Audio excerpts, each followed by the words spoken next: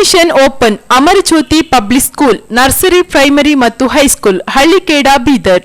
ईद की नमाज ऐसी नमाज है जो साल में एक मरतबा पढ़ी जाती है और ईदगाह में या जामा मस्जिद में पढ़ी जाती है और बहुत बड़े मजमे में पढ़ी जाती है। और इस नमाज का तरीक़ा भी आम नमाज़ों से कुछ अलग है, ज़्यादा मुश्किल नहीं, सिर्फ 6 तकबीरें ज़ायद दी जाती है इस नमाज में। तो इस नमाज का तरीक़ा क्या है? बहुत सारे अहबाब कन्फ्यूज़ होते रहते हैं और बहुत सारे लोगों को शुबा लग जाता है कि ईद की नमाज कैसे पढ़ें। अब चूँकि लॉकडाउन चल रहा और इस मरतबा घरों में या खुली जगहों पर मस्जिद के अलावा ईदगाह के अलावा कुछ मखसूस अफराद मिलकर नमाज ईद पढ़ेंगे और पढ़ाएंगे, तो इसलिए ईद की नमाज का तरीक़ा बयान किया जा रहा है। अच्छी तरह इसको सुनें, अच्छी तरह समझें, फिर इसके बाद ईद के मौके पर इसको अदा करने की कोशिश करें। सबसे पहले ईद उल फितर की नमाज के लिए जो दिल में जो नीयत करना है वो ये है कि मैं ईद की 2 रकात वाजिब नमाज 6 ज़ायद तकबीरों के साथ पढ़ता हूँ। अब हम जो नीयत करते हैं कि 2 रकात नमाज पढ़ता हूँ अल्लाह के लिए, मुँह मेरा तरफ काबे शरीफ के, ये अल्फाज भी अदा किए जा सकते हैं, इसमें कोई हरज नहीं है, लेकिन इस अल्फाज को मसनून नहीं समझना चाहिए और ज़बान से नीयत करना ज़रूरी भी नहीं, दिल में नीयत हो जाए ये भी काफ़ी है।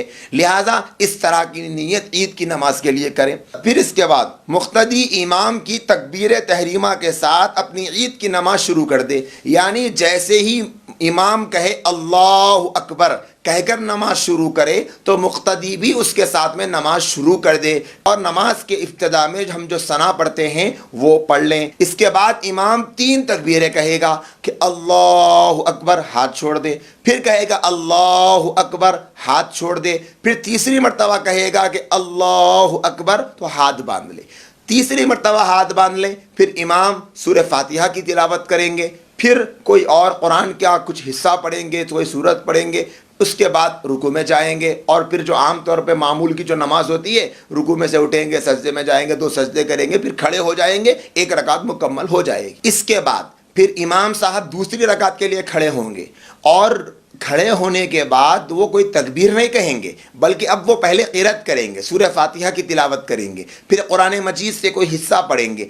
इसके बाद में इमाम साहब कहेंगे अल्लाहु अकबर, फिर कहेंगे अल्लाहु अकबर, हाथ उठाएं और छोड़ दें, फिर कहेंगे अल्लाहु अकबर, हाथ उठाएं और छोड़ दें। ये 3 तकबीरें हो गई।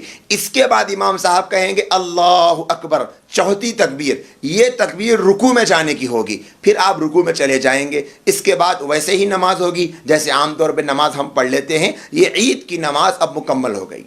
ईद की नमाज के बाद इमाम साहब दुआ करेंगे और दुआ के बाद में 2 खुतबे होंगे जो कि मसनून हैं और अपनी अपनी जगह बैठकर खामोशी से सुनना चाहिए। दोनों खुतबों के बाद ईद की नमाज मुकम्मल हो जाएगी। अल्लाह पाक हम तमाम की ईद को खुशियों की सौगात बना दे। आप तमाम को ईद मुबारक, आला आलम इस्लाम को ईद मुबारक हो। ईद की नमाज के तरीक़े को हम भी अच्छी तरह समझें और दूसरों तक भी पैगाम पहुँचाएँ ताकि हमारी वजह से किसी और की नमाज दुरुस्त हो जाए, उनके भी बात अच्छी तरह समझ में आ जाए। अल्लाह पाक से दुआ है अल्लाह पूरी उम्मत मुस्लिमा को तौफीक अमल नसीब फरमाए। आमीन व आखिर दावाना अनिल हम्दुलिल्लाह।